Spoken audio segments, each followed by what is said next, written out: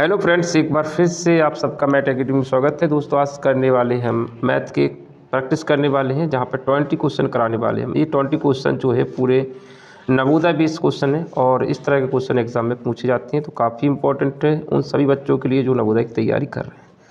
चलो शुरू करते हैं फिर। तो देखिए, पहला क्वेश्चन जैसे कि आपको दिख रहे हैं यहाँ पर 4 घंटियाँ 4, 6 और 8 तथा 14 सेकंड के अंतराल में, सेकंड है यहाँ पर, सेकंड के अंतराल में बजती हैं। वे चारों घंटियाँ इकट्ठी 12 बजे बजना प्रारंभ करती हैं। सबसे पहले कितने बजे बजी? 12 बजे वो बजी, एक साथ बजी। वे फिर से किस समय इकट्ठी बजेंगी? क्वेश्चन समझ में आ गया? क्या बोलना है कि 4 घंटियाँ हैं जो है कुछ समय अंतराल में बज रही हैं। एक 4 सेकंड के अंतराल में बज रही हैं, एक 6 सेकंड के अंतराल में बज रही है और एक 8 सेकंड के, और एक है 14 सेकंड के अंतराल में बज रही है। अब इस तरह का क्वेश्चन जब भी आता है तो हमें क्या करना होता है? इनका एलसीएम लेंगे। क्या लेंगे? एलसीएम ले लेंगे, जिससे हमारा समय निकल आएगा। क्या आएगा? समय निकल आएगा। और समय जो आएगा वो किस में आएगा? सेकंड में आएगा, क्योंकि ये सेकंड में दे रखा है तो समय भी सेकंड में निकलेगा। तो यहाँ पर हम 2 का भाग देंगे तो 2 दूनी 4, 2 तिया 6 और 2 चौके 8, 2 सत्ते 14। इस तरह से हमने 2 का भाग और दिया तो 2 एकम 2, 3 नहीं कटेगा, 2 दूनी 4 और 7 अपनी जगह पर है। फिर इसमें 2 का भाग दिया तो इस तरह से हमने देखा कि एलसीएम लेना आता होगा, इसी तरह से भाग देते हैं। सबसे पहले 2 का भाग देते हैं, 2 का भाग देने के बाद 3 का भाग देते हैं, क्योंकि अभाज्य गुणनखंड करते हैं। क्या करते हैं? अभाज्य संख्याओं से भाग दिया जाता है। तो यहाँ पर हमने अभाज्य संख्याओं से हमने जब भाग दिया तो यहाँ पर 2 का नंबर ख़त्म, तो 3 से भाग दिया तो 1 1, जो संख्या नहीं कटती उसे जहाँ कितना लिख देते हैं 7। अब इसके बाद लास्ट 7 से भाग दे देंगे तो 1 1 1 1 आ जाएगा। और इन सब का मल्टीप्लाई क्या कहलाता है? एलसीएम कहलाता है। तो इन सब का जो एलसीएम आया वो कितना आया? 2 गुणा 2 गुणा 2 गुणा 3 गुणा कितना? 7 है। तो इनका गुणा कर लेते हैं। 7 × 21, 21 दूनी 42, 42 दूनी 84, 84 दूनी कितना हो जाएगा? 168। 168 जो है वो क्या आ गया? सेकंड आ गया। 168 सेकंड के अंतराल बाद, यानी ये दोबारा फिर से बजेंगी।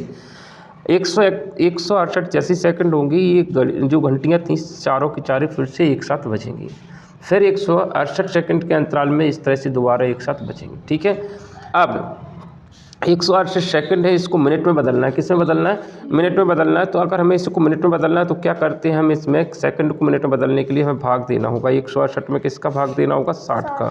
तो 168 में हमने 60 का भाग देंगे और जो शेषफल बचेगा वो अपना सेकंड में आएगा और जो इसका भागफल आएगा वो मिनट में चेंज हो जाएगा। ठीक है। तो देखिए यहाँ पर 2 बार जा रहा है भाग। कितने बार जा रहा है? 120 आगे, 60 दूनी 120, यहाँ पर 48 बच रहा है। तो 2 मिनट 48 सेकंड, मतलब ये क्या कहना चाहते हैं जो है सवाल में? 2 मिनट 48 सेकंड के बाद फिर से बजेंगी। तो पहले कितने बजे बजी थी? पहले 12 बजे बजी थी। अब 12 बज के 2 मिनट 48 सेकंड बाद भी दोबारा फिर से बजेंगी। तो सही आंसर कौन सा हो जाएगा? इसका पहला। ठीक है। अगला क्वेश्चन देखते हैं। अगला क्वेश्चन देखिए, किसी पार्टी में कितने सदस्य? किसी पार्टी में 120 सदस्य हैं। 120 सदस्य हैं, इनमें से 2/3 पुरुष हैं, शेष महिला हैं। ठीक है। 12 महिलाएं सदस्यों को सिवाय, मतलब 12 महिलाएं सिवाय माने क्या होता है कि छोड़ को, 12 महिलाओं को छोड़ के, यानी 12 महिलाओं के अलावा सभी सदस्य विवाहित हैं। ठीक है। ये क्वेश्चन है और उन्होंने बोला क्लब में कितनी महिलाएं सदस्य जो हैं विवाहित हैं, इसमें ये पूछा है। तो देखिए क्वेश्चन को हमने पढ़ा, अब उसके हिसाब से करते हैं। तो कुल पार्टी में कितने सदस्य थे? कुल थे 120। अब जो 120 थे वो कुल हैं, कितने हैं? कुल हैं, कुल महिला हैं और पुरुष दोनों मिलके कुल हैं, तो 120 हैं। ठीक है। अब इसमें कुछ महिलाएं हैं और कुछ पुरुष हैं। ठीक है। वो मैन हैं और वुमेन हैं। अब यहाँ पर बोला है कि 2/3 पुरुष हैं, जितने भी थे उसका 2/3 क्या है? पुरुष है। तो आदमियों की जो संख्या है, यानी आदमी जो है वो कितने हैं? 120 का कितना है? 120 का 2/3 है। तो इसको हम सॉल्व करेंगे तो देखिए पूरी स्टेप कर रहे हैं। 120 का 120 है, का की जगह पे गुणा आ गया, इस का की जगह पे क्या आ गया? गुणा आ गया, और 2/3। 3 से जब हम इसको काटेंगे तो 3 एकम 3, 3 चौके 12, 40 बार कट जाएगा। 40 दूनी कितना हो जाएगा? 80। तो जो पुरुषों की जो संख्या है वो कितनी है? 80 है। कितने में से 80? 120 में से 80 पुरुष हैं। तो यहाँ पे पुरुषों की संख्या 80 आ गई। कितनी आ गई? 80। बाकी महिलाएं होंगी, तो महिलाएं कितनी निकालें? महिलाओं को निकालना है, यानी वुमेन जो निकालना है, तो 120 में से 80 पुरुष को माइनस कर देंगे तो महिलाओं की संख्या कितनी आ जाएगी? 40 है। तो 40 महिलाएँ। अब इसमें ये बोल रहा है कि 12 महिलाओं को छोड़ के, कितनी महिलाओं को, 12 महिला सदस्यों को छोड़ के सभी विवाहित हैं, तो 12 महिलाएं जो है इसमें से घट जाएंगी। 40 में से कुछ विवाहित हैं महिला और कुछ अविवाहित है ना, तो 40 में से कितनी, 12 विवाहित हैं, तो शेष कितनी बचेंगी, 28 हैं। कैसे निकाला भाई, 40 में से क्या कर दिया हमने, 12 को माइनस कर दिया। 40 में से 12 विवाहित है तो 12 माइनस कर देंगे तो 28 जो बचेंगी वो क्या सी आ जाएंगी, विवाहित महिलाएं, सिवाय छोड़ के। क्या बोल रहे हैं कि 12 सदस्य महिलाओं को छोड़ के सभी विवाहित हैं, मतलब सिर्फ 12 महिलाएं विवाहित नहीं हैं, बाकी सभी विवाहित हैं। तो विवाहित होने वाली महिलाओं की संख्या कितनी है, 28 होगी। सही आंसर कौन सा हो जाएगा इसका, तीसरा। समझ में आ गया। तो अगला क्वेश्चन करते हैं। देखिए एकदम इजी क्वेश्चन है, कोई ज़्यादा टफ नहीं है। अगला क्वेश्चन देखते हैं। अगला क्वेश्चन ये है यहाँ पर, 180 मीटर लंबी रेलगाड़ी अपने समान लंबाई के प्लेटफॉर्म को पार करने में 18 सेकंड का समय लेती है। ठीक है, देखिए इन क्वेश्चनों को आपको 1-2 बार तो करना ही है। घर पे जब वीडियो देखते हो तो एक बार खुद से प्रयास ज़रूर किया करो, वो ज़रूरी है, क्योंकि जब तक आप खुद से प्रयास नहीं करोगे तब तक कुछ नहीं होने वाला। 10 बार देखने से अच्छा 2 बार प्रयास कर लो। तो यहाँ पर क्या है, तीसरा क्वेश्चन में क्या बोला है कि एक रेलगाड़ी है जिसकी लंबाई जो है, एक रेलगाड़ी की जो लंबाई है वो कितनी है, 180 मीटर है। 180 मीटर लंबी रेलगाड़ी है। ठीक है, ये बोला है उतना ही लंबा प्लेटफॉर्म है, जितना लंबी रेलगाड़ी थी उतना ही लंबाई, उतने ही समान लंबाई की। देखिए बोला है कि अपने समान लंबाई के प्लेटफॉर्म को पार करने में, जितनी रेलगाड़ी की लंबाई है उसके समान प्लेटफॉर्म की लंबाई। तो यहाँ से यहाँ तक को ट्रेन की जो पूरी दूरी हो जाएगी वो कितनी हो जाएगी, ट्रेन की लंबाई प्लस प्लेटफॉर्म की लंबाई। तो कितना, 180 कितना हो जाएगा, 360 मीटर की दूरी तय करनी कितने समय में करी, इतनी दूरी तय 18 सेकंड में। तो इस समय जो लगा है वो कितना लगा, 18 सेकंड का समय लग गया। ठीक है, दोनों चीज़ें दे रखी है, बस दूरी क्या है, ट्रेन की लंबाई प्लस प्लेटफॉर्म की लंबाई, दोनों को जोड़ दिया तो कुल दूरी इतनी हो गई 18, 180। अब जो चाल पूछा है, क्या पूछा है, रेलगाड़ी की चाल पूछा है, क्या होगी। तो चाल बराबर क्या होता है, चाल बराबर होता है दूरी बटे समय, यही होता है। तो अब क्या है, दूरी तुम्हें पता है, दूरी कितनी दे रखी है यहाँ पर, 360 मीटर दूरी है। समय कितना है, 18 सेकंड है। 18 से भाग दिया तो कितना आ गया, 20 है। कितना आ गया, 20 सेकंड। ठीक है, 20 मीटर प्रति सेकंड है। ये कहा गया चाल है तो 20 मीटर प्रति सेकंड। सही आंसर कौन सा हो जाएगा, दूसरा। अगला क्वेश्चन देखते हैं।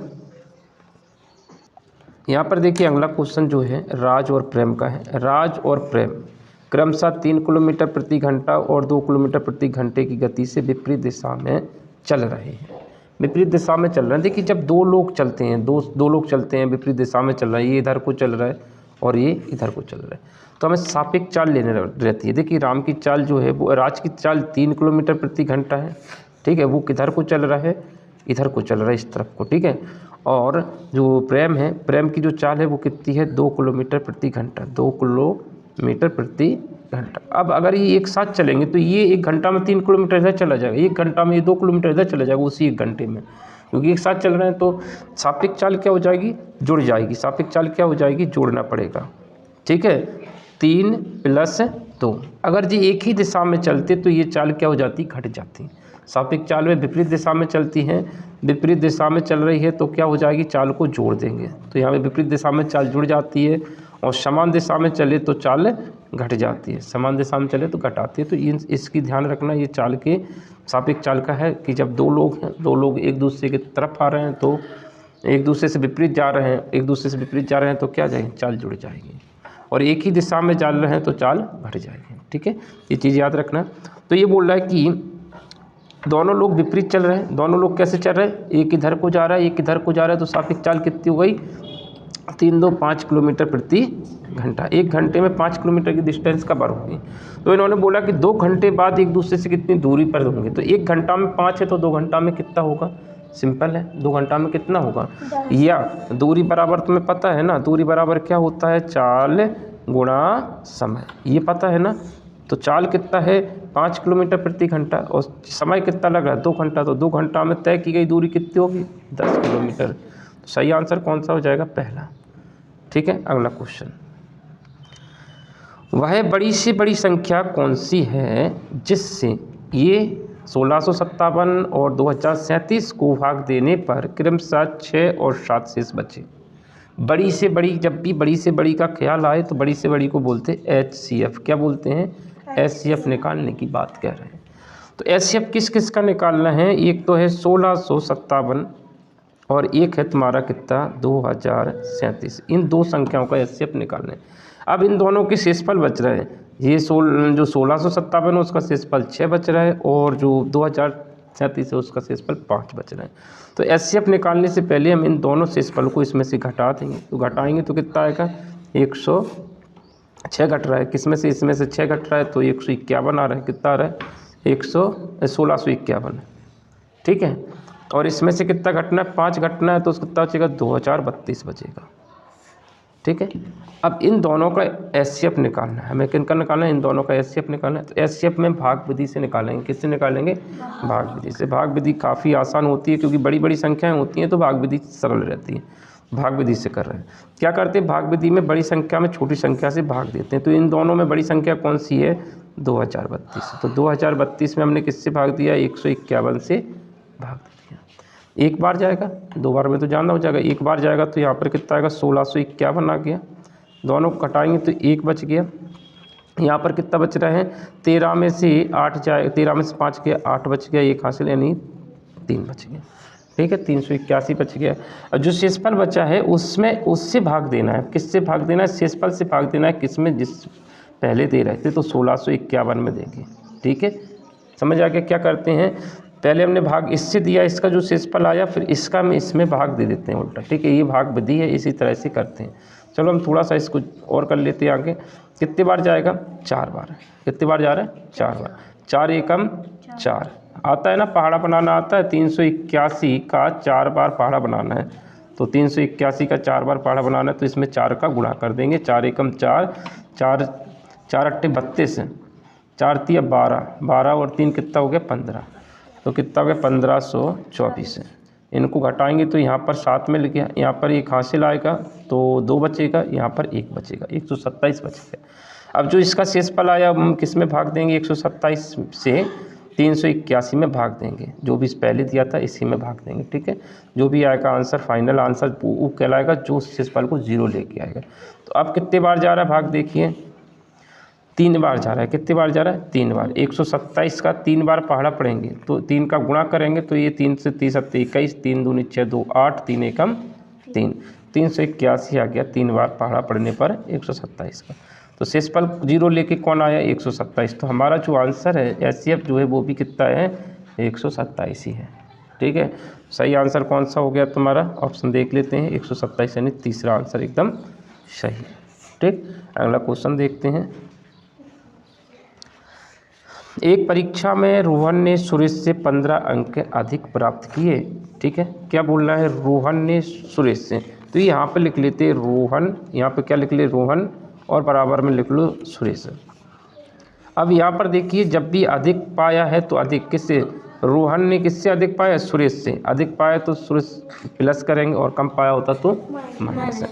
तो रोहन ने सुरेश से कितने अधिक अंक पाए? सुरेश के जितने भी अंक थे उससे 15 अधिक पाए। अब आगे पढ़ते हैं। गौरव ने सुरेश से, यहाँ पे लिख लो गौरव और इधर कौन लिख लो? सुरेश लिख लो। ठीक है। क्या पाए? 10 अंक कम पाए। कम के लिए हमने क्या बताया था? माइनस करेंगे। तो अभी कम है तो माइनस है। यदि कुल प्राप्तांक कितना है? कुल प्राप्तांक यानी कुल तीनों लोगों का, 3 लोग हैं। कौन से हैं? एक तो है तुम्हारे रोहन, सुरेश, गौरव। तीनों का कुल प्राप्तांक कितना है? रोहन प्लस सुरेश और प्लस कौन सा है? गौरव। तीनों का जो प्राप्तांक है वो कितना है? 110 अंक है। ठीक है। तो यहाँ पर क्या है? तीनों का प्राप्तांक दे रखा था तो तीनों के प्राप्तांक यानी सुरेश, रोहन, सुरेश और गौरव। अब यहाँ पर हमें किसका? देखिए यहाँ पर रोहन को हटाएंगे। किसको हटाएंगे? रोहन को हटाएंगे। रोहन की जगह पे किसको लेके आएंगे? सुरेश को। क्योंकि तीनों जगह कौन विराजमान है? सुरेश, सुरेश और सुरेश है। तो हम सुरेश को निकाल सकते हैं। रोहन को हटाएंगे तो रोहन की जगह पे क्या आएगा? सुरेश प्लस 15। तो सुरेश प्लस 15 आ गया। कौन हट गया? ए रोहन हट गया यहाँ से। सुरेश को नहीं हटाना है, सुरेश को लिखा रहने दो, क्योंकि सुरेश ही निकलेंगे सबसे पहले, तब सब निकल जाएंगे। फिर इसके बाद गौरव को हटाएंगे। गौरव हटाएंगे तो गौरव की जगह पे क्या आएगा? सुरेश -10। ये गौरव को हटाएंगे यहाँ से तो क्या आएगा? सुरेश -10 बराबर कितना? 110। ठीक है, आगे करते हैं इसको। तो सुरेश कितनी बार है? 3 बार सुरेश है। 3 बार सुरेश है तो 3 गुणा सुरेश लिख सकते हैं। इसे क्या लिख सकते हैं? जितने बार होता है उसका गुणा करके लिख सकते हैं। अब बाकी की संख्या हम बराबर के उस तरफ ले जा रहे हैं, तो 110 अपनी जगह पे, ये संख्या माइनस की है तो बराबर के उस तरफ जाएगी तो किसकी हो जाएगी? प्लस की। प्लस की 10 हो गया। ये प्लस की संख्या है, बराबर के उस तरफ जाएगी तो क्या हो जाएगी? माइनस की 15। इतना बात समझ में आ गया। इसके बाद आगे चलते हैं। इसके बाद देखिए इन दोनों को जोड़ेंगे तो 120 हो जाएगा। कितना हो जाएगा? 120। 120 में से 15 घटेगा तो आगे ये लिख लेते हैं 120 माइनस 15, तो कितना बचा? फाइनल 105 आ गया। आ गया। अब ये संख्या जो गुणा में थी बराबर के उस तरफ आएगी तो गुणा वाली संख्या काय में आती है? भाग में आती है। तो यहाँ पर सुरेश निकलने वाले हैं, तो सुरेश निकल आएंगे। कितना आया? 3 से भाग दिया तो 3 तिया 9, 3 तिया 9, 1 बचा 3 पचे 15, 35 आ गया। जो सुरेश के जो अंक हैं वो कितने आ गए? 35 आ गए। सुरेश जो रोहन के अंक हैं, रोहन के सुरेश से 15 अधिक हैं, तो सुरेश के हमारे कितने आ गए? 35 आ गए। तो 35 में 15 अधिक जोड़ देंगे तो 45 कितना हो जाएगा? 50 है। तो रोहन के जो हैं 50 होंगे और इसके जो सुरेश के कितने आए? सुरेश के 35 आए, 35। और ये जो गौरव के हैं वो कितने कम आए? 10 कम प्राप्त हैं। इससे सुरेश से 10 कम, तो 35 से 10 कम कितना बचेगा? 35 में से 10 गया तो 25 है। तीनों के अंक निकाल लिए, सुरेश के 35, गौरव के 50 और इसके कितने? 25 हैं। आंसर किसका पूछा है उसको देख लेते हैं। यहाँ पे पूछा रोहन का। किसका पूछा है? रोहन का। तो रोहन के जो अंक हैं वो कितने हैं? रोहन के अंक है 50 है। तो सही आंसर हो जाएगा पहला। ठीक है, अगला क्वेश्चन करते हैं। नेक्स्ट क्वेश्चन ये रहा आपके सामने। देखिए क्या क्या कह रहे हैं, इस क्वेश्चन को समझते हैं। यहाँ पे बोला है कि 2730 के अभाज्य गुणनखंडों की संख्या कितनी है। यहाँ पर 2 तरह के क्वेश्चन पूछ लेते हैं। कभी अभाज्य गुणनखंडों की संख्या पूछ ले, कभी गुणनखंडों की संख्या पूछ सकते हैं। दोनों चीज़ें अलग अलग हैं। सिर्फ गुणनखंडों की संख्या पूछें तो गुणनखंड अलग तरीक़ा से निकालते हैं, जो कि हमने काफ़ी बार बताया है। गुणनखंडों की संख्या, ठीक है, एक क्वेश्चन ये पूछ सकते हैं इसी पर, और एक क्वेश्चन ये पूछ सकते हैं कि अभाज्य गुणनखंडों की संख्या। अभाज्य गुणनखंडों की संख्या निकालना काफ़ी आसान होता है। अभाज्य गुणनखंडों की संख्या निकालना काफ़ी आसान होता है। देखिए इसके अभाज्य गुणनखंड निकाल लेते हैं, फिर उसके बाद हम बताएंगे आपको गुणनखंडों की संख्या कैसे आएगी। ठीक है, तो किसके निकालने? 2730 के गुणनखंड निकालने। अभाज्य गुणनखंड में सबसे छोटी अभाज्य संख्या कौन सी होती है? 2 से छोटी अभाज्य संख्या होती नहीं, तो 2 से भाग दिया। 2 एकम 2, 2 तिया 6, इस पूरी संख्या में 2 का भाग दिया। 1 बच गया तो 2 छक्के 12, 2 पंचे 10। अब इसके बाद हमें किसका भाग देना? 3 का। 3 का भाग जाएगा तो 3 का देंगे, उसके बाद 5 का। ठीक है, 3 चौके 12, 1 बच गया 16 हो गया, 3 पचे 15, फिर 1 बच गया 15 हो गया, 3 पचे 15। अब हम इसमें 5 का भाग देने वाले। 5 है, 5 ने 45, 5 एकम 5। अब इसमें 7 का भाग जा रहा तो 7 एकम 7 और 7 तिया 21, 13 का भाग दिया तो 1। तो यहाँ पर देखिए गुणनखंडों की जो संख्या आई है वो कितनी आई है? 1 2 3 4 5। इस क्वेश्चन के लिए आंसर कौन सा हो गया? 1 के चौथा। अब अगर गुणनखंडों की संख्या पूछ ले, अभाज्य गुणनखंडों की संख्या कितनी आ गई? 5 आ गई, जो कि हमने यहाँ पर गिन के बता दी। अब अभाज्य गुणनखंडों की संख्या कैसे निकालते हैं? तो जो भी गुणनखंड आए हैं, इसके अभाज्य गुणनखंड आए उनको लिख लो। ठीक है, जो भी अभाज्य गुणनखंड है उनको लिख लेंगे और उसके बाद हम इनको घात लगा देंगे। जितनी बार है, 2 तो 1 बार है तो 1 की घात होगी, 3 1 बार है तो 1 की घात होगी, 5 1 बार है तो 1 की घात है, 7 भी 1 बार, सब पे 1 1 की घात है। अब जो घातें हैं, ये जो घातें हैं, इन घातों में क्या करेंगे? इन घातों को में 1 1 जोड़ के गुणा कर देंगे, सो क्या आएगी? गुणनखंडों की संख्या आ जाएगी। तो इस घात में 1 जोड़ देंगे तो कितना आ गया? 2। इस घात में 1 जोड़ देंगे तो कितना आ जाएगा? 2। इन सब का गुणा करते जाओ। इसमें भी 1 जोड़ देंगे तो कितना आ गया? 2। इसमें भी 1 जोड़ देंगे तो कितना आ गया? 2। इसमें भी 1 जोड़ देंगे तो कितना आ गया? 2। तो गुणनखंडों की संख्या पूछ लेते ना, तो 2 दूनी 4, 4 दूनी 8, 2 16, 32 संख्याएँ ऐसी हैं जो इसमें भाग दे रही हैं।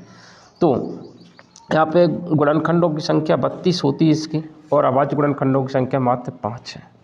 अब ये हमेशा ऐसे ही निकाला जाता है कि जो अभाज्य गुणनखंड है उनकी घात जो भी बनती है, जो भी घात बनती है उसमें क्या करते हैं, एक एक जोड़ के निकाल लेते हैं। देखिए जैसे हम एक एग्जाम्पल और ले रहे हैं आपके सामने, छोटा सा एग्जाम्पल लेंगे ताकि और अच्छे से, क्योंकि इसमें से क्वेश्चन आ जाता है। मान लो 36 है, ठीक है, 36 के अभाज्य गुणनखंडों की संख्या निकालना है, ठीक है, अभाज्य गुणनखंड और अभाज्य गुणनखंडों की संख्या। तो अभाज्य गुणनखंड निकालेंगे तो 2 से भाग दिया तो 18 आ गया, फिर 2 से भाग दिया तो क्या आ गया, 9 आ गया, फिर 3 से भाग दिया 3 आ गया, और 3 से भाग दिया तो 1 आ गया। ये इसके अभाज्य गुणनखंडों की संख्या कितनी आई है, 4। अभाज्य गुणनखंडों की संख्या कितनी है, 4 है। अब अगर गुणनखंडों की संख्या पूछी, गुणनखंडों की संख्या तो हमने क्या कहा था, इन्हें घात के रूप में लिखेंगे। तो ये 2 कितने बार है, 2 बार है, तो इस 2 पे घात 2 हो जाएगी। 3 कितने बार है, 2 बार है, तो इस 3 पे घात भी कितनी हो जाएगी, 2 हो जाएगी। अब हमने क्या बताया था, गुणनखंडों की संख्या निकालने के लिए क्या बताया था, गुणनखंडों की संख्या निकालना है तो घातों में एक एक जोड़ के गुणा कर देंगे। इन दोनों घातों में एक एक जोड़ के गुणा कर देंगे तो 3 गुणा 3 हो जाएगा, 2 और 1 3, 2 और 1 3, इन घातों का गुणा कर दिया तो 9। अब जो गुणनखंडों की संख्या जो होती है, इसका जो 9 आई है वो मतलब क्या है उसका, उसको समझ देते हैं कि गुणनखंडों की संख्या कैसे पता चलेगी, ये 9 क्या है। तो 9 गुणनखंडों की संख्या ये है, देखिए जिन जिन संख्याओं से इस 36 में भाग जाएगा वो उसका गुणनखंड होगा। तो 1 का भाग तो सभी में जाता तो 1 हो गया, इसमें 2 का भाग जा रहा है, 36 में 2 का भाग चला जाएगा, 3 का भी भाग जा रहा है, 4 का भी भाग जा रहा है, 6 का भाग जा रहा है, और 7 नहीं 8 का नहीं 9 का जा रहा है, ठीक है। 9 के बाद 12 का जा रहा है, 12 के बाद 18 का जा रहा है, 18 के बाद 36 का जा रहा है। जो 9 संख्याएं थी वो ये बोल रहे हैं 1 2 3 4 5 6 7 8 9। तो ये जो गिनती आ रही है 9 है इसकी गुणनखंड, ये गुणनखंड थे 9, ठीक है। अब वो बड़ा क्वेश्चन था इसलिए हमने गुणनखंडों की संख्या जो आई वो कितनी आई थी, यहाँ पे 32 आई थी, वो 32 गुणनखंडों की संख्या ढूंढना थोड़ा काफ़ी डिफिकल्ट हो जाता है, इसलिए हमने छोटा एग्जाम्पल लिया, गुणनखंडों की संख्या आसानी से पता चल जाती है, ठीक है। चलो अगला क्वेश्चन देखते हैं। ये रहा 8वां क्वेश्चन है, 20 क्वेश्चन का प्रैक्टिस कर रहा है तो यहाँ पर 8वां क्वेश्चन कुछ इस तरह का है। क्वेश्चन लिख लेते हैं, 10 सही 1/4, 7 सही 1/2, कोष्टक भाग 3/4 का 2/3 प्लस का 3। यही सवाल है, पूरा सवाल लिख लिया। इसको सॉल्व करने के लिए बोर्ड मास का नियम का पालन करेंगे, BODMAS। सबसे पहले कोष्टक को हल करेंगे, तो सबसे पहले इस कोष्टक को हल कर लेते हैं। कोष्टक को हल करेंगे तो 10 चौके 40, 40 और 1 41 बट्टे क्या लिख सकते हैं, हम इसे 4 लिख सकते हैं। इस पूरी संख्या को आता है सॉल्व करना। क्या बताया था हमने, इस 4 का इस 10 से गुणा होगा और इसके बाद इसको जोड़ देंगे। इसी तरह से इस बिंदु को हल करेंगे तो 2 का 7 से गुणा, 2 7 14, 14 और 1 15, तो इसको हम क्या लिखेंगे 15/2। कोष्टक लगाएंगे, बाकी पूरी संख्या जहाँ की तहाँ लिख दिया आपने, ठीक। 2/3 है, 2/3 प्लस का 3, ठीक है। अब क्या करेंगे, हम इसको और आगे हल करेंगे तो इसका एलसीएम कितना आएगा, इस कोष्टक के अंदर जो भी है उसका एलसीएम कितना आ गया 4, कितना आ गया 4, तो इसका एलसीएम 4 आ गया, 4 एकम 4, तो यहाँ पर 41 का 41 रहेगा। पता है ना भिन्न हल करने के लिए। यहाँ पर देखिए कितने बार भाग जाएगा, इस 2 से जब 4 में भाग देंगे तो 2 दूनी 4, वो समझ में आया। देखिए यहाँ पर 1 मिनट रुक जाइए, इसको वैसे तो आता है, जैसे 41 बटे कितना है 4 है, और ये कितना 15/2 है।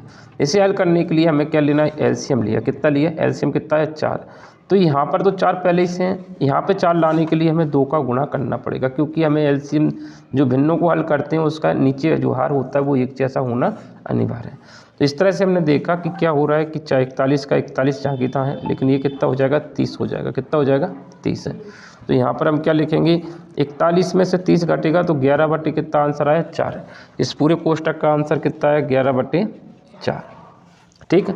अब इसकी जगह पे भाग की भाग लिखा है 3/4, का की जगह पे क्या आ जाएगा, गुणा आएगा, जो कि पहले हल होगा, इसका मतलब होता है का, ठीक है। भाग से पहले का को हल करेंगे, भाग बाद में हल होगा। तो इस का को पहले हल करेंगे तो 2/3 है। इस पोर्शन को इतने को पहले हल करेंगे, क्योंकि ये का से जुड़ा हुआ, तो ये का से जुड़ी हुई संख्या इतनी, इनको पहले हल करेंगे। 3 से ये 3 कट गया, 3 से ये 3 कट गया, 2 एकम 2, 2 दूनी 4, बाकी जो 3 लिखा था वो अपनी जगह पे 3 लिखा होगा। इसके बाद आगे देखिए, ये 11 बटे अपनी जगह पे 4 है, भाग की जगह पे भाग है, और ऊपर 1/2 आंसर इसका आया। इस वाले पोर्शन का 1/2 आया, एक ही है, 2 नीचे हैं, प्लस का 3। इसको और आगे हल करा तो कितना आएगा, 11/4 अपनी जगह पे। भाग को जब गुणा करते हैं तो क्या होता है, संख्या पलट जाती है, तो 2 बटे कितना हो गया, 1 है, प्लस में कितना 3 है, 2 एकम 2, 2 दूनी 4। तो हमने इसको हल किया तो कितना है, 11/2 प्लस का कितना 3 है। तो इस लंगड़ी भिन्न को हल कर लेते हैं, इसका इससे गुणा कर देंगे तो क्या हो जाएगा, इसका गुणा करेंगे तो 2 तिया 6, 6 इसमें जुड़ जाएगा 11 में, तो कितना हो जाएगा, 6 और 11 17, 17/2। 2 से भाग देंगे तो 2 अट्ठे 16, 1 बचेगा बटे 2। तो आंसर कौन सा आ जाएगा, 8 सही 1/2। तो ऐसा आंसर देख लेंगे, 8 सही 1/2 कौन सा है, चौथा आंसर एकदम सही है, चौथा आंसर एकदम राइट है। अगला क्वेश्चन देखते हैं, 9वां क्वेश्चन। कौन से क्रम में बात कर रहे हैं, इसमें बोला है कि का अवरोही आरोही क्रम लिखिए। का क्या लिखना है, आरोही क्रम लिखना है, ठीक है, आरोही क्रम लिख लेते हैं। आरोही क्रम लिखने के लिए हम पूरी संख्याओं को यहाँ पर नीचे लिख लेते हैं एक दूसरे के, 1/2 और 7/5 है। आरोही क्रम कौन सा होता है, आरोही क्रम बोलते हैं बढ़ता क्रम। कौन सा क्रम है, बढ़ता क्रम। तो बढ़ते क्रम में सबसे छोटी संख्या पहले आएगी, उससे बड़ी, फिर उससे बड़ी। तो क्या करेंगे, इनको सॉल्व करेंगे। ये संख्या कहाँ से आई, इन सबको हमने लिख लिया एक दूसरे के नीचे। अब बारी बारी से भाग देंगे। 2 में किसका भाग देना है, 2 में 3 का भाग देना है, तो 2 में 3 से भाग दे देंगे। 3 से भाग दिया, 2 में तो भाग तो जा नहीं रहा, तो 0 लगाएंगे तो यहाँ पर क्या लग जाएगा, दशमलव लग जाएगा, ठीक है। 3 18, 6 बार गया, फिर 2 बच गया, 0 ले सकते हैं दशमलव का, तो 3 18। इस तरह से हमने देखा कि इसका जो आंसर आया वो 0.66 आ गया। सेम ऐसा यहाँ पे करना है कि एक है उसमें 2 से भाग देना है, तो 1 में 2 से भाग देंगे तो 0 लगाएंगे तो यहाँ पे दशमलव लग जाएगा, 2 पंचे 10 है, ठीक है। 2 तो ये 10 आ गया यहाँ पर, तो इसका जो आंसर आया वो कितना आएगा, 0.5 है। अगर इसको ये 2 स्थान लेना है तो एक 0 और लगा दो। इसी तरह से हम इसमें भाग देंगे, किस में भाग देना है, 7 में 5 का भाग देंगे तो 1 बार जाएगा, 7 एकम 5 एकम 5, 2 बच गया, 0 लगाएंगे तो दशमलव लग जाएगा, 5 चौके 20, 5 चौके 20, तो ये आगे 1.4, 2 स्थान लगाएंगे तो ये आ गया। तो देखिए इसमें बढ़ता क्रम लिखना है तो सबसे छोटी संख्या कौन सी, 1/2, तो 1/2 आ जाएगी। फिर उसके बाद देखिए यहाँ से क्रम से लिख रहे हैं, ये सबसे छोटी संख्या, तो इसका मान कितना है, 1/2। उसके बाद क्या है, इसका नंबर आएगा तो 2/3। उसके बाद ये सबसे बड़ी संख्या ये है, क्योंकि 1 दशमलव से ये सब 0 दशमलव से, तो ये सबसे बड़ी है 7/5। तो ये कौन सा क्रम हो गया, ये आरोही क्रम हो गया। इस तरह का आंसर देखते हैं, सही आंसर कौन सा हो गया, दूसरा। यहाँ पर क्या करना है, इन सबको जोड़ना है। तो दशमलव वाले जोड़ में हमने क्या बताया था कि दशमलव के नीचे दशमलव लगता है, तो ये देखिए ये कितना 0.5.6, इसमेमें कितना जोड़ना है, 0.65 है, 0.65। इसी तरह से इसके नीचे जोड़ना है 2.678। दशमलव वाले जोड़ में दशमलव एक ही लाइन में होता है ना, तो क्वेश्चन गलत हो जाएगा। अब इसका 8 का 8 हो गया, ये 6 और 5 और 7 12 की 2 हासिल लग गया, 1 6 18 1 19 हासिल लग गया, 1 7 और 1 8। तो इस तरह से तुमने देखा आंसर क्या आएगा, 8.92 पहला आंसर एकदम सही है। चलो क्वेश्चन नंबर 11वां देखते हैं। क्वेश्चन नंबर 11वां देखने से पहले चलो इस क्वेश्चन को पढ़ रहे हैं। क्वेश्चन नंबर 11वां,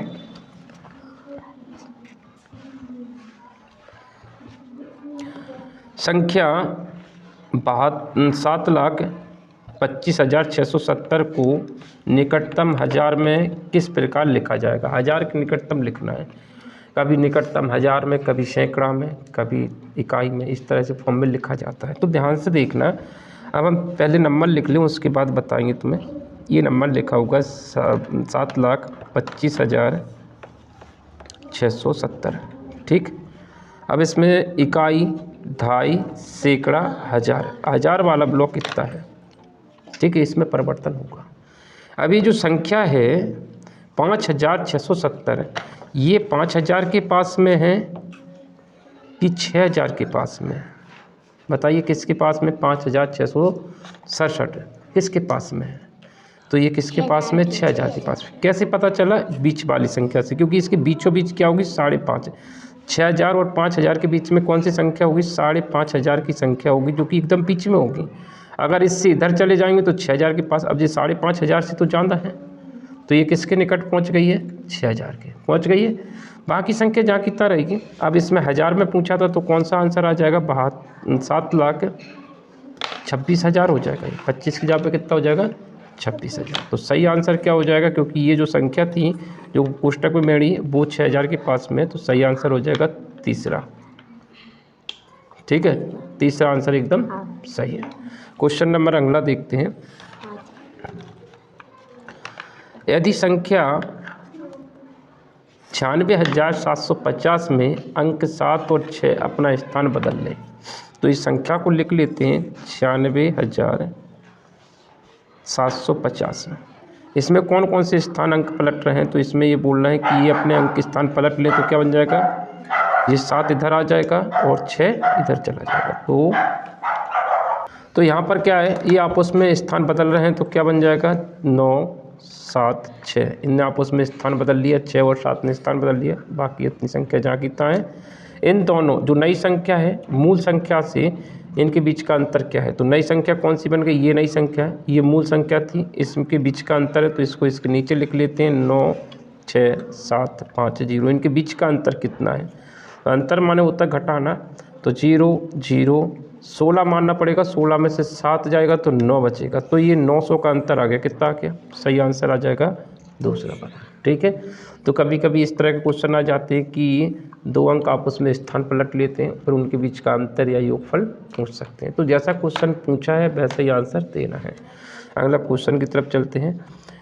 यहाँ पर ये क्वेश्चन भी इम्पोर्टेंट है। ये बोला 200 डिग्री फ़ारेनहाइट, ये एफ जो है वो फ़ारेनहाइट को बता रहा है, का मान डिग्री सेल्सियस में निकालना है। डिग्री सेल्सियस में निकालना, तो फ़ारेनहाइट को डिग्री सेल्सियस में बदलने के लिए फॉर्मूला याद रखना। डिग्री सेल्सियस का जो फॉर्मूला होता है वो क्या होता है? 5/9 गुणा कोष्टक फ़ारेनहाइट -32। ये फॉर्मूला अपने दिमाग में याद रखना। अगर इस तरह का क्वेश्चन डिग्री चेंज करने के लिए कि फ़ारेनहाइट को सेल्सियस डिग्री में बदलिए या सेल्सियस डिग्री को फ़ारेनहाइट में बदलिए, इन दोनों में से एक वैल्यू दी होगी, इन दोनों में से। ठीक है, ये सेल्सियस वाला पोर्शन है, फ़ारेनहाइट वाला पोर्शन है। तो अभी तुम्हें फ़ारेनहाइट यानी एफ़ की वैल्यू दे रखी है, तो यहाँ पर हम एफ़ की वैल्यू रखेंगे, आंसर निकालेंगे 5/9 गुणा एफ़ का मान कितना है? 200 माइनस का 32 है। ठीक, इन दोनों को इसको जहाँ कितना लिख लेते हैं, और ये जो बचेगा वो कितना बचेगा? 168 बचेगा घटाने पर। ठीक है, इन दोनों को घटाया तो 168 बचा। 168 का गुणा किससे होगा? इस 5 से होगा, तो गुणा कर लेते हैं। 5 से कितना आ रहा है? 5 × 40, 40 का 0, 5 × 30, 4 34, 5 × 5, 5 और 3 8, 840 आ गया। इसमें 9 का भाग देना है, तो 840 में 9 का भाग, 840 में 9 का भाग, 9 9 81, तो यहाँ पर आ गया। फिर इसके बाद 3 बचा, 0 उतार लिया। 9 3 27, 27 लिखा है, यहाँ पर 3 बचा, 0 लगाएंगे तो आप दशमलव आ जाएगा। क्या आ जाएगा? दशमलव। 9 3 27 है। तो इस तरह से ये 3 का सिलसिला कभी ख़त्म नहीं होगा, और इस तरह से आंसर देखेंगे तो कौन सा आएगा? दूसरा आंसर एकदम सही जाएगा, 9 9 81। ठीक है, तो यहाँ पर क्या हो जाएगा? ये आंसर इसका एकदम सही हो जाएगा, 93.99 डिग्री सेल्सियस। ठीक है, डिग्री सेल्सियस को कुछ इस तरह से लिखा जाएगा। अगला क्वेश्चन देखते हैं, काफ़ी इंपॉर्टेंट क्वेश्चन है ये भी, काफ़ी इस तरह का क्वेश्चन एग्जाम में पूछ लेते हैं। अब यहाँ पे क्या बोला है कि 18 और 32 के मध्य की सभी अभाज्य संख्याओं का योग क्या होगा? किस किस की मध्य की बात कर रहा है? 18 और 32 के मध्य सभी अभाज्य संख्याओं का योग। अभाज्य संख्या हमने आपको याद कराई है, 1 से लेकर 100 तक की 25 अभाज्य संख्या होती, उनमें से सिर्फ किस किस के बीच की बात करिए तो 18 और 32 के बीच की अभाज्य संख्या। तो कौन कौन सी अभाज्य संख्या होंगी देखते हैं। 19 एक अभाज्य संख्या है जो कि 18 इनके बीच में। 19 के बाद क्या आएगा? 23, 23 के बाद 29, 29 के बाद 31। ये 4 अभाज्य संख्या है, इन सबको जोड़ने की बात हो रही है, तो जोड़ लेते हैं। देखिए इन दोनों को जोड़ा तो ये 60 हो गया। कितना हो गया? 60 हो गया। हो गया कि नहीं हो गया? तो ये कितना हो गया? 4 12 की 2 और 3 और 1 4, 42 ये हो गया। तो इनको जोड़ा तो कितना हो गया? 102 आंसर आ जाएगा। कौन सा आ जाएगा? 102 आंसर इसका आ जाएगा इनको जोड़ने पर। सही आंसर पहला हो जाएगा। अगला क्वेश्चन देखते हैं। एक परीक्षा में एक परीक्षा में कमल ने 70% अंक प्राप्त करे। परीक्षा जो होती है, परीक्षा में कितने अंक प्राप्त करें? 70% अंक प्राप्त करें। ठीक है, उन 4 विषयों में से 3 विषयों में क्रमशः इतने अंक पाए हैं। 4 विषय थे, ये जो 4 विषय हैं, 70% जो है 4 विषय का अंक है, तो सब में 70-70 होगा। जो परसेंटेज बोला है वो सबको इक्वल करके आता है, एवरेज होता है जो वैल्यू होती है। तो यहाँ पर ये चारों विषय में 70-70-70-70 आएंगे, तब जाके 70% मानी जाएगी। अब उन्होंने क्या कहा कि 3 विषय के अंक तो पता है और चौथे विषय का अंक पता करना है। अभी तो एवरेज दे रखा है कि 70% बनाया है, यानी टोटल इनका कितना हो रहा है। टोटल निकालने के लिए क्या करेंगे, इसमें 4 का गुणा कर देंगे। 4 विषय का है तो टोटल परसेंटेज कितना आ रहा है? 280। 7 चौके 28, 280% पूरा अंक होंगे इन सबको जोड़ने पर। अब देखिए हमारे पास कितने हैं। पहले विषय में जो है वो 81% है, दूसरे में 66% है और तीसरे में 61% है और चौथे में पता नहीं है। तो हम पहले 3 जो पता है उनको जोड़ लेते हैं, तो ये हो गया 8 और इनको जोड़ा तो कितना हो गया? 12 8 20, 208% अंक तो 3 विषय में लाए और चाहिए टोटल कितना? 280। तो बाकी बचा क्या है? तो इसको घटा लेंगे। क्या घटा लेंगे? इसमें से घटा देंगे तो वैल्यू आ जाएगी। ठीक है, तो इसको घटा लेते। 208 को जैसे ही हम इसमें से घटाएंगे तो परसेंटेज में जो चौथा विषय है वो निकल आएगा 72% अंक।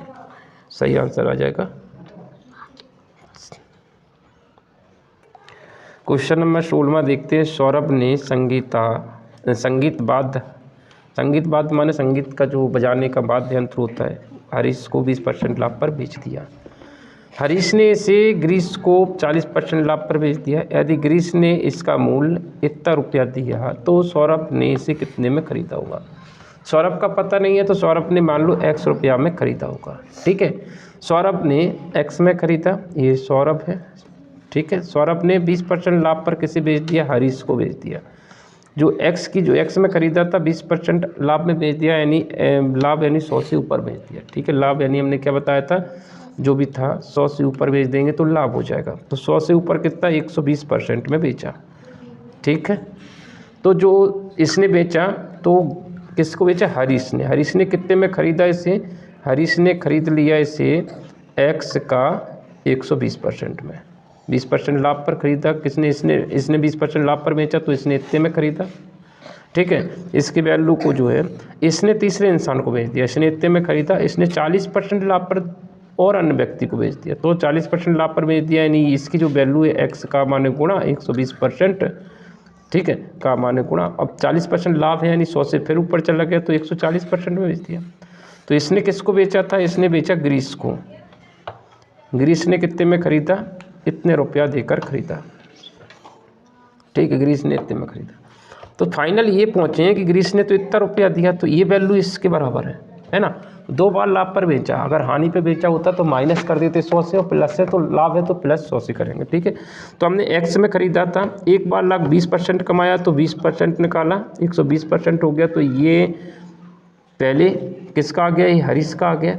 अब इस गिरीश का आ जाएगा, तो गिरीश ने 40% में खरीदा, लाभ पर 40% लाभ पर खरीदा, तो ये इसका आ गया। परसेंटेज का चिन्ह हटाएगा, परसेंटेज का चिन्ह हटाया हमने यहाँ से, तो क्या आ गया यहाँ पर? 100 में आ गया। ठीक है, इसका परसेंटेज हटा, इसका परसेंटेज हटा तो ये 100 आ गया, इसका परसेंटेज हटा तो ये 100 आ गया। ये टोटल पैसे किसके बराबर हैं? तो ये है 10,500 के। इसको हल कर लेते हैं। ठीक है, अब ये कैलकुलेट करा तो ये 2 जीरो से ये 2 जीरो कट गए। ठीक, X। अब ये जो 100 था, ये 100 संख्या कहाँ पे जाएगी? इस गुणा में जाएगी कि नहीं जाएगी? तो यहाँ पर जो X का मान निकालना है तो X को हम इधर ही रहने देंगे। ये जो बटे वाली संख्या थी वो इसके गुणा में आ गई है, तो क्या हो जाएगा? 10,500 गुणा कितना हो जाएगा? 100। और ये जो 12 था ऊपर वाली संख्या कहाँ? गुणा वाली संख्या भाग में आ गई, तो ये 12 नीचे आ गया। इसके बाद ये 14 भी गुणा में था, तो ये भी 14 कहाँ आ गई? नीचे आ गई। तो ये बराबर की उस तरफ जाती है गुणा में, तो वो संख्या कहाँ में जाती है? भाग में जाती है। और भाग वाली संख्या किस में जाती है? गुणा में। ये पहलू पता होना चाहिए आपको। ठीक है, अगला करते हैं, इसको कैलकुलेट करना है। 4 से काट लेते, 4 × 3 = 12, 4 से 100 कटेगा तो 25 आ जाएगा। कितना आ जाएगा? 25 है। 7 से काट लीजिए इसको, 7 से काटेंगे तो 7 दूनी 14, 7 दूनी 14। 7 से इसे काट देंगे तो 7 एकम 7, 3 बचेगा। कितना बचेगा? 3। 7 पंचे 35 है, और जी कितना है? इतना। ठीक है। अब ये 3 था, ये 3 से ये 1500 काट देंगे, 3 5 15 तो 500 आ गया। ये 2 से काट देंगे 500 तो कितने बार कट जाएगा? 250 बार। कितने बार कट गया? 250। ये 25 से और ये 250, इन दोनों का गुणा हो जाएगा। तो 250 का गुणा किससे हो जाएगा? 25 से।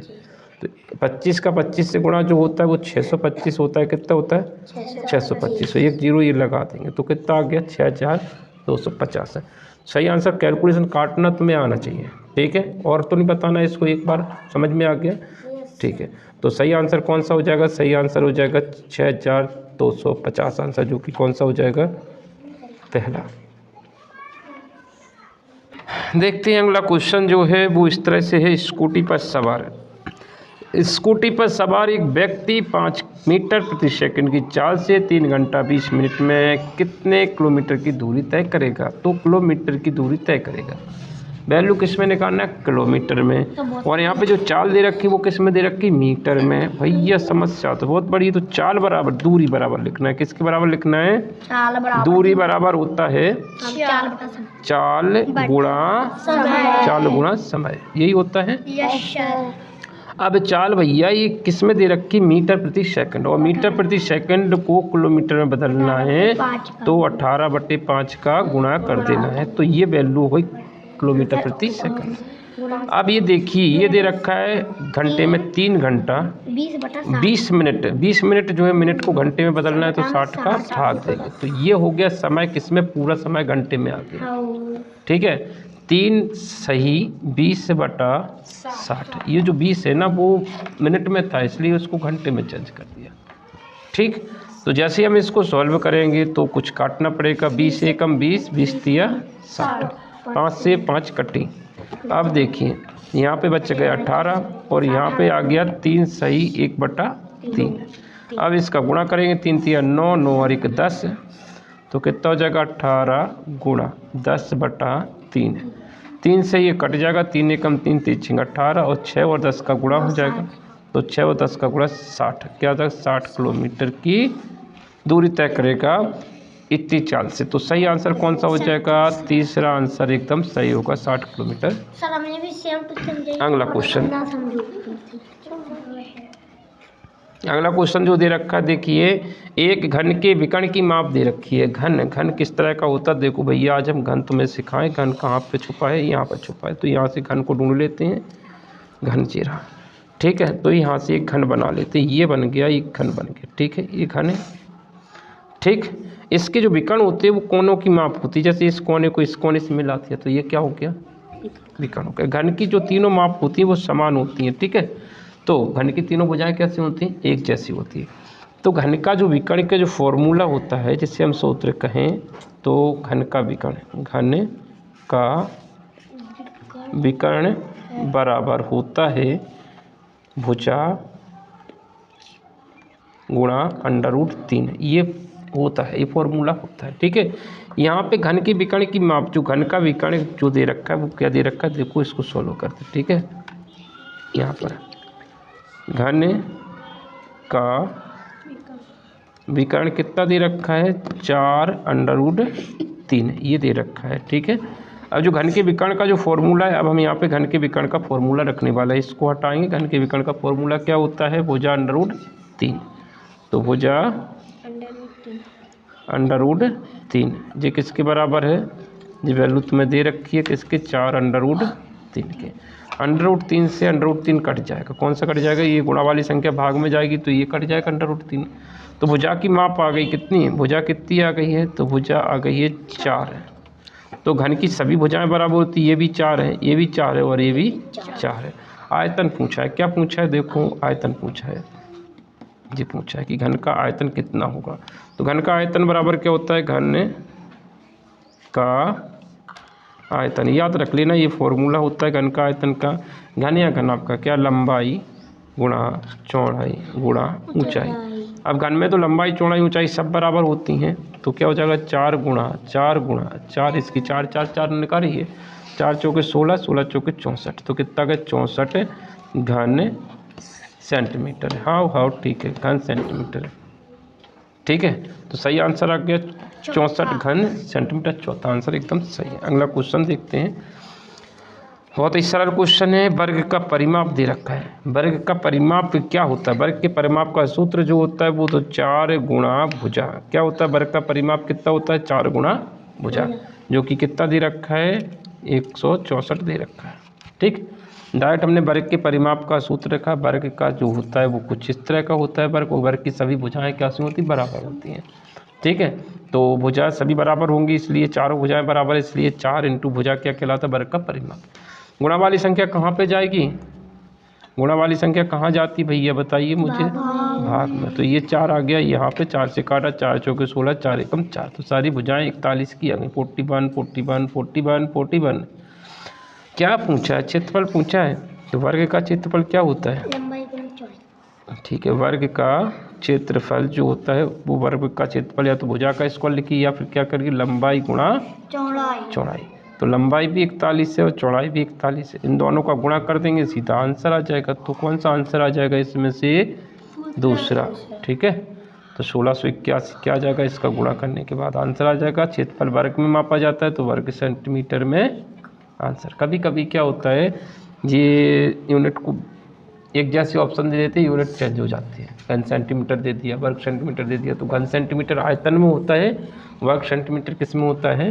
क्षेत्रफल में होता है। क्षेत्रफल वर्ग के क्षेत्रफल में आता है। ठीक है, अब अगला लास्ट क्वेश्चन है आज का। भिन्न में कौन बड़ी है? ये बड़ी है कि ये बड़ी है? भैया देखिए सिंपल सा, ये 1 है और ये 2 है। 1/2 बड़ा है कि 1/20 बड़ा है? अब तुम्हें एक को ऐसा मान लीजिए कि एक रोटी है। क्या है? एक रोटी है जिसके 2 भाग करना है। ठीक है, तो 2 भाग कितने आएंगे? ऐसा ऐसा आ गया, 2 भाग आ गया। अब एक इसी रोटी के अगर हमने 20 टुकड़े कर दिए तो भैया 20 में तो खेल ही हो जाएगा, ख़त्म ही हो जाएगा पूरा। ठीक है, तो समझ में आ गया होगा कि अगर एक रोटी के हम 20 टुकड़े कर दें तो भैया टुकड़े तो बहुत छोटे छोटे हो जाएंगे ना, तो बड़ा कौन सा है? तो इसमें बड़ा पूछा है तो बड़ा तो 1/2 हो गया। ठीक है, सही आंसर क्या हो जाएगा? दूसरा वाला। ठीक है, तो बड़ा सिंपल सा ही क्या तुम्हें समझ में। तो इस तरह से आज का वीडियो यहीं पर ख़त्म करते हैं और नेक्स्ट वीडियो के लिए वेट करना पड़ेगा थोड़ा बहुत। Thank you for watching this video and bye bye and take care.